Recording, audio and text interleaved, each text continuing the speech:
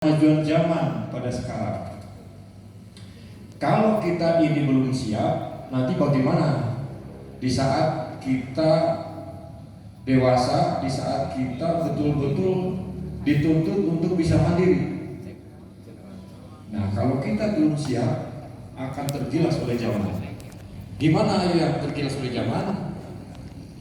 Ya, jadi anak-anakku bisa lihat kalau orang yang tergilas oleh zaman, mereka hidupnya selalu mengeluh karena tidak bisa apa-apa.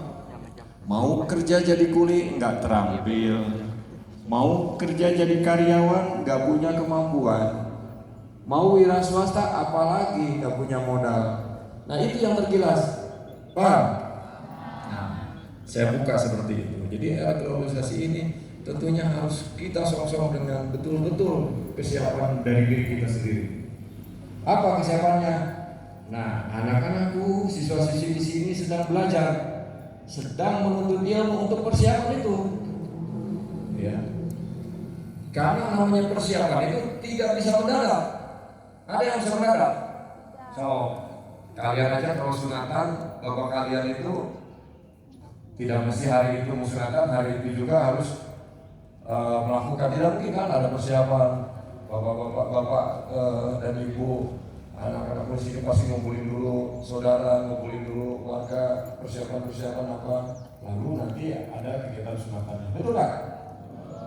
Atau pernikahan sama kayak gitu, atau kegiatan di sekolah pasti seperti itu direncanakan dulu. Nah sekarang apa dalam benak pikiran anak-anak di sini? Sudah direncanakan belum? Gimana direncanakannya?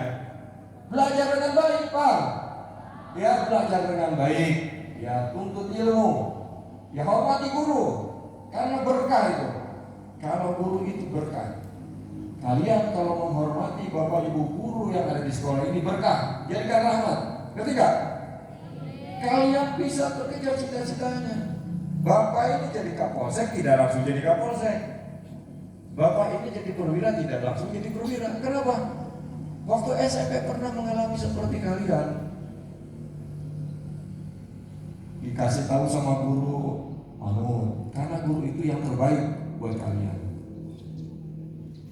Dikasih arahan atau dikasih nasihat sama ibu guru, ikuti. Jangan dinasehatin langsung melotot, laknat itu. Percaya, lihat nanti dipetik di akhir kemudian. Karena masa tua adalah masa untuk memetik kehidupan kalian. Mau nggak? Sok silakan. Kalian ditegur sama guru melotot, apa? Akan kalian petik pada usia nanti kalian dewasa dan setelah orang tua. Jadi orang tua kalian. Seperti apa kalian nanti seperti itu? Ya, karena apa? Guru itu bagian dari orang tua. Ya. Kalau di rumah jelas orang tua, di sini ada guru ibu guru. Ya. Salah satu mempersiapkan itu persiapannya dengan etika moral yang ada. Orang yang maju, ya jadi pejabat atau jadi pengusaha, apa dia punya etika dan moral? Apa? Kejujuran, sikap ramah tamah. Dia maju. Gak ada orang jadi pengusaha bisa sombong-sombong. Dia mau cari pemasaran, datang ke satu warung atau tempat yang akan dipasarkan dengan melotot. Ya Pak, mau nggak ini barang dibeli? Mau nggak barang yang dibeli punya saya nih? Saya punya barang sini, sambil melototnya kan? Tapi kalau dengan ngomongnya enak, ucapannya enak, sikapnya enak, orang yang akan membeli dari barang yang dijual itu akan diterima dengan baik, apalagi barangnya bagus. Nah seperti etika, coba ya diminta ya, dari mulai sekarang etika, sopan santun, ya kejujuran diterapkan. Itu modalnya. Kalau kalian mau maju itu modalnya. Caranya tadi itu. Ada aturan di sekolah, ikuti aturannya. Jam berapa masuk sekolah, jam berapa kita belajar, jam berapa kita pulang, ikuti. Ya. Kalau misalnya kalian membangkang, silakan. Berarti itu yang gagal dalam proses kompetisi. Kalian sedang berkompetisi. Ini ada berapa ratus? 300. Berkompetisi, hati-hati. Saya bilang dari awal tadi, era globalisasi itu jangan dibuat remeh. Ya. Sekarang kemajuan atau perekonomian sudah bebas. Kalau misalnya tidak bersiapkan dari sekarang, kegilas zaman, kira seperti itu, ya. Kalau sudah kegilas zaman seperti itu, akhirnya, ya. Jadi nilai kejujuran, nilai mental spiritual yang ada itu bisa membuahkan hasil yang bagus. Nah, kalian kompetisi, ya. Jadi jangan harap kalian, wah saya nih jagoan apa saat kompetisi, belum tentu kalian jagoan nanti. Kompetisinya apa? Belajar dengan baik, tuntut ilmu dengan baik, serap yang ada di sekolah sini. Kalian jadi juaranya apa? Memiliki nilai prestasi yang baik. Bukan di sekolah saja, kalau misalnya kalian punya kreativitas, baik olahraga maupun kreativitas lainnya, kembangkan pada saat ini. Paham ya? Paham nggak? Paham nggak deh? Ya, kembangkan, karena apa? Saya dulu pernah jadi ofisial, ya salah satu cabang olahraga. Ya usia-usia seginilah yang menjadikan karir prestasi atlet. Itu. Kemudian dari bidang yang lain sama. Nah, sekarang kalau misalnya kalian di sini mampu untuk melakukan seperti itu, kenapa tidak? Orang bisa, yang lain pun bisa, kamu juga bisa. Ya, kalian juga bisa. Paham? Itu ya. Jadi semua yang ada di sekolah ini lakukan dengan baik. Aturan-aturan yang di sekolah ini ikuti dengan baik. Kalau misalnya kalian sudah loncat-loncatan hidupnya, oh maaf, ya hati-hati. Ya, nanti pas masuk SMA kompetisi seperti apa? Nanti pas masuk perguruan tinggi kompetisi seperti apa? Nanti pas kalian sudah memiliki prestasi bekerja, lihat seperti apa nanti kompetisinya. Nah, di dunia itu kompetisi, panggung, ajang untuk mencari kebaikan, mencari keberkahan. Kemudian pada masa sekarang tentunya kalau dilihat dari situasi, karena ada perkembangan zaman sudah beda. Sekarang kalian atau adik-anakku ini semuanya hampir memegang handphone, betul? Ya, di handphone itu pasti ada aplikasi, ada video-video. Sebagiannya ada yang tidak baik, betul? Betul. Kalian biasa nontonnya yang tidak baiknya apa yang baiknya? Bohong, nanti saya lihat, nanti handphonenya saya periksa nanti. Kalau kata Pak Kepala Sekolah, Pak Kapolsek nanti tolong sambil di sweeping dilihat di smartphone-nya atau di handphonenya ada apa gitu kan. Nanti kalau saya lihat di dalamnya aplikasi TikTok atau misalnya video-video ada yang nggak beres, nanti saya sita, nanti saya perkarakan. Mau? Nah, tidak. Saya bukan mengancam tapi menyampaikan. Dunia sekarang sudah maju, ya. Sekarang tiap masyarakat sudah pegang handphone. Tolong dilihat handphone itu untuk kebaikan, untuk manfaatnya, bukan untuk kejahatannya. Paham?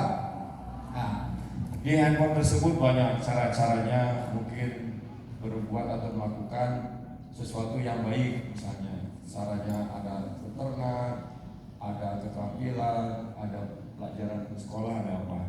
Nah, untuk yang tidak baik jangan diserang. Kalau misalnya itu diserang, berarti masuk pada tingkah laku kalian di sini. Kalian kalau misalnya di sini melakukan perbuatan tidak baik, berarti ngambil mencontoh dari handphone. Itu secara umum.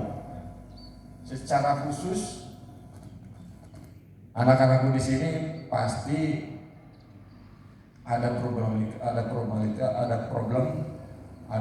yang ada di keluarga. Pasti itu menunjang adanya perbuatan yang tidak baik. Kenapa?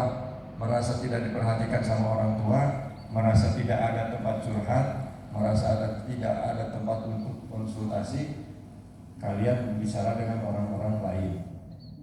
Nah, akibatnya secara psikologi, kalau misalnya orang lainnya itu yang diajak ngobrolnya tidak baik, ya pasti itu tidak baik.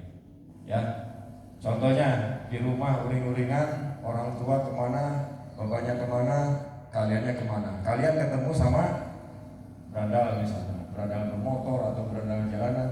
Pada saat itu kalian di sana diajak ngobrol, ngobrolnya nanti nggak benar. Ini ada minum sedikit, cobaan gitu kan. Minum, wah sudah puyeng-puyeng, besoknya lagi. Nah, Setelah itu baru masuk nasihat yang gak beres. Tuh, kamu todong tuh anak itu tuh lumayan, dapat uang sekian. Kita aja teman kamu, nah nanti lagi ke situ. Hati-hati nih, ya, hati-hati. Itu dari keluarga. Kedua, yang bisa saja muncul memang selain dari keluarga, dari sikap pribadi kalian atau anak kalian yang ingin mencoba mengetahui kehidupan di luar, yang memang kehidupan kelompok-kelompok yang memiliki kegiatannya tidak baik. Nah itu ada yang seperti itu. Pengaruh lingkungan namanya. Ya. Kalau lingkungan kalian ini tidak baik, kalau kalian ini masuk ke lingkungan itu pasti tidak baik.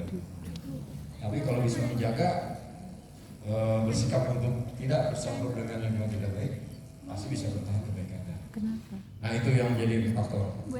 Terkait dengan masalah-masalah yang ada, ya, yang memang sering muncul kenakalan anak-anak sekolah, yaitu berantem perkelahian. Ya. Anak-anakku jangan sampai terjadi ini perkelahian. Kalau sudah terjadi urusan dengan mana? Dengan polisi ya. Pak. Ya, kalau ada perkelahian berarti harus polisi. Kaitannya apa? Nanti dilihat hasil pemeriksaannya, apa itu masuk penganiayaan atau tidak. Kalau terlibat kasus penganiayaan, kita proses. Ya, kita proses sesuai dengan aturan yang ada. Kalau misalnya anak-anak, ya nanti ada aturan perundang-undangan khusus yang mengatur mengenai sistem proses peradilan anak, proses penanganan hukum terkait dengan masalah anak-anak di bawah umur. Nah itu. Ya. Kemudian kalau misalnya terjadi lagi satu, misalnya seorang itu mukul langsung penganiayaan, ya jelas nanti ada bukti lainnya untuk bisa jadikan tuntutan. Ya. Kemudian kalau misalnya terjadi lagi perbuatan-perbuatan lain yang sifatnya melanggar hukum atau yang sifat menjadikan suatu perbuatan kejahatan, misalnya mencuri, sama ada prosesnya. Ya, mencuri ada prosesnya, itu juga tetap di bawah umur karena rekan-rekan umur, karena adik anakku di bawah umur. Itu diproses semuanya. Ini negara hukum, hati-hati ya. Kalau anak-anakku ini melakukan perbuatan kejahatan itu banyak di undang-undang itu di secara umum ya. Itu masalah kejahatan konvensional biasanya. Tapi tetap secara aturan khusus. Ada mencuri, ada menganiaya, ya. Kemudian perbuatan-perbuatan lainnya yang sifat kejahatan ada, ya, itu semuanya diatur oleh undang-undang. Jadi kalau misalnya anak-anakku ini terus melakukan, pasti terus diproses. Ya. Ancaman lebih dari 7 tahun di penjara dan dilakukan berulang-ulang, itu di undang-undang belum menang. Ya. Jangan anggap remeh, saya masih anak-anak, pasti prosesnya ringan, tidak bisa. Tapi kalau dilakukan berulang-ulang, ancaman hukumnya lebih dari 7 tahun. Itu di penjara, diproses. Mau di penjara? Janganlah, jangan mau ya. Mau nggak ditahan? Nah, gini ceritanya. Kalau ditahan itu hal yang terburuk. Misalnya kalian melakukan perbuatan jahat. Suatu ketika polisi melakukan proses penahanan dengan melakukan penyidikan. Penahanan. Walaupun anak masih tetap penahanan. Walaupun dikatakan penahanan khusus, tapi tetap ada penahanan. Kalian masih berpikir pada saat ditahan itu di ruangan sendiri. Mau di ruangan sendiri? Di ruangan sendiri, ya, di ruangan sendiri. Walaupun bentuk ruangan tapi sendiri. Mau? Nah, nggak mau kan? Nah itu sebagai gambaran di ruangan. Nah, di situ kalian pasti meratapi akibat kesalahan yang dilakukannya. Ya, pasti bagaimana? Terus yang kedua, kalau orang tua pada saat besuk lihat kalian ya, itu orang tua tuh kasihan. Satu langkah dari rumah itu menangis. Kenapa ya seperti gitu? Macam bisa kalah paling, kalah nolong. Orang tua di situ udah penyakitnya udah nambah. Kalian pasti berperasaan bagaimana kalau orang tua satu langkah dari rumah dengan membawa rantang untuk membesuk ke kantor polisi karena kalian berbuat kejahatan. Kalian bagaimana? Masih nangis kan? Datang lihat orang tua masuk, assalamualaikum, ada apa bu? Mau besuk anak. Kenapa? kemarin nodong Pak katanya, nusuk katanya, atau mukul. Oh iya silakan masuk. Di saat ketemu dengan kalian orang tua nangis bercucuran dari mata, mau? Orang tua bilang, yang tahu kumaha iya ke sekolah kayak pertama gitu. Yang kedua tuh wanita kumaha, bapak nengan duit capek jadi kuli, bapak nengan duit gawe sepopoe, mana kalah nodong, mana kalah musuh, mana kalah gelut. Orang tua tuh nangis pasti. Yang saya lihat seperti itu nangis. Lihat anaknya ditahan, nangis. Belum nanti bapaknya datang, kesel, matanya merah, nangis lagi. Belum saudaranya datang, belum teman-teman datang, belum guru pak guru datang. Coba mau gimana? Mau dicoba? Mau dicoba? Boleh nggak apa-apa.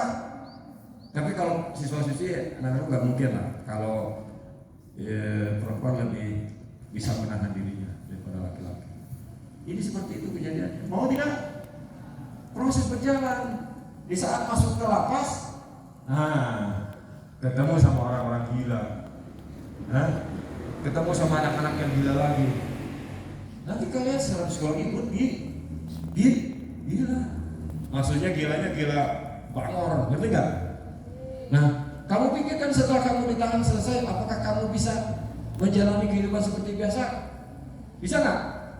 Tidak. Pasti di masyarakat tuh, wah itu si adek tuh ada gitu, katanya habis ditahan kemarin. Udah deket-deket sudah. Cek udah kata udah deket-deket yang saya kan. Si adek makanya terus ditahan, terus masuk penjara.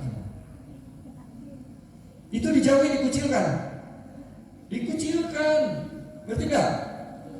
Nah kan sudah dikucilkan itu perasaan kamu pasif, mata kamu merah, hati kamu sakit.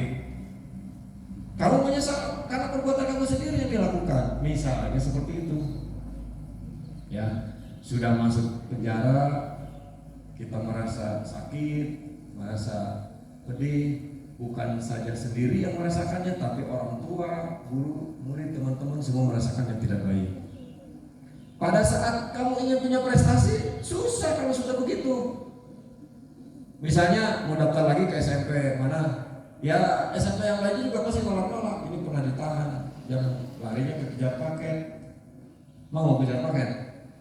Mau kejar paket? Waduh. Ya.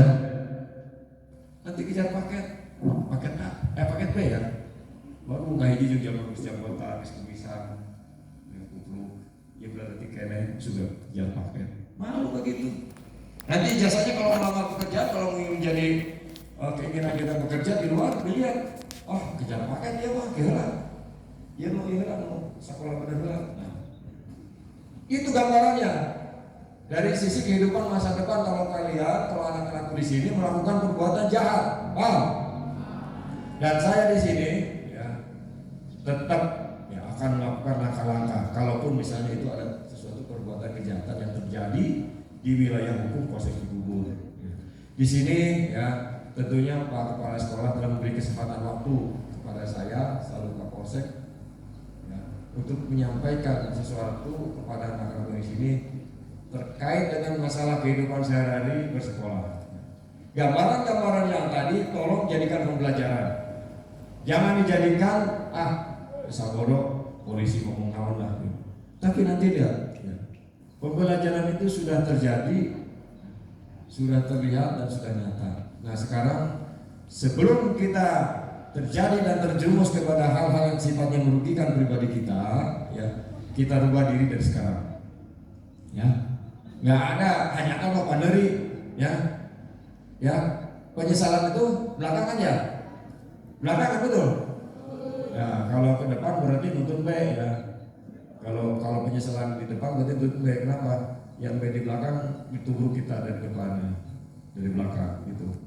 Nah tolong jangan sampai siswa-siswi SMP Negeri Cibubur ini ya melakukan perbuatan-perbuatan yang jahat, perbuatan-perbuatan kenakalan remaja yang sifatnya mengganggu sistem pendidikan yang ada di sini, yang akan mengganggu karir prestasi anak-anakku yang ada di sini, siswa-siswi SMP Negeri 1 Cigugur.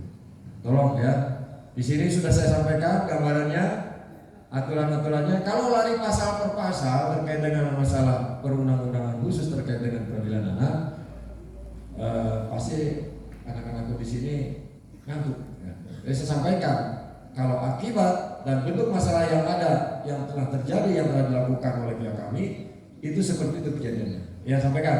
Ingat, jangan sampai bapak ibunya bawa rantang ke kantor polisi membesuk kalian. Jangan ya. Jangan sampai nanti setelah keluar kalian dikucilkan oleh masyarakat. Jangan ya. Sekolah yang benar, raih cita-cita, ya, sesuai dengan apa yang diharapkan. Kemudian selalu patuh taat pada aturan yang ada, baik di sekolah maupun di luar maupun di rumah. Ya, ikuti petunjuk nasihat bapak ibu guru. Ya, ikuti nasihat orang tua kalian. Ya, semoga cita-cita kalian ke depan bisa diberikan kemudahan, kelancaran serta keberhasilan. Amin. Ya. Setuju untuk mencari kebaikan, setuju untuk jujur, setuju untuk bisa berprestasi, setuju? Ya. Setuju untuk mengukir cita-cita di masa depan untuk lebih baik lagi, setuju? Setuju untuk berbuat baik, ramah tamah, sikap jujur dan menjaga etika di sekolah, setuju? Setuju? Setuju ya? Setuju mengikuti aturan-aturan yang ada di sekolah, setuju? Nah, setuju. Kalau sudah setuju seperti ini, tinggal dilaksanakan dengan baik, tinggal lakukan langkah-langkah dengan baik. Tolong, apa yang saya sampaikan ini merupakan suatu gambaran sekelumit yang terkait dengan masalah persoalan hukum. Kalau misalnya ini terjadi, ya sudah terlanjur, ya mungkin apa yang ada yang saya lakukan seperti itu proses yang ada. Tapi tetap langkah-langkah pun kami lakukan dengan sesuai dengan aturan yang ada. Ya, sekali lagi dengan hal ini silaturahmi ini dijadikan suatu momen ya, bahwa kita ini di sini memiliki harapan-harapan yang baik. Semoga silaturahmi ini disampaikan dengan Pak Kapolsek, dengan SMP Negeri 1 Cigugur ini, khususnya jajaran Pak Kepala Sekolah, para guru yang ada di sini, bisa menunjang kebaikan kalian semua untuk mengikuti jenjang lebih tinggi lagi. Itu saja mungkin sementara sampaikan. Kurang lebihnya saya mohon maaf. Terima kasih atas perhatiannya. Bila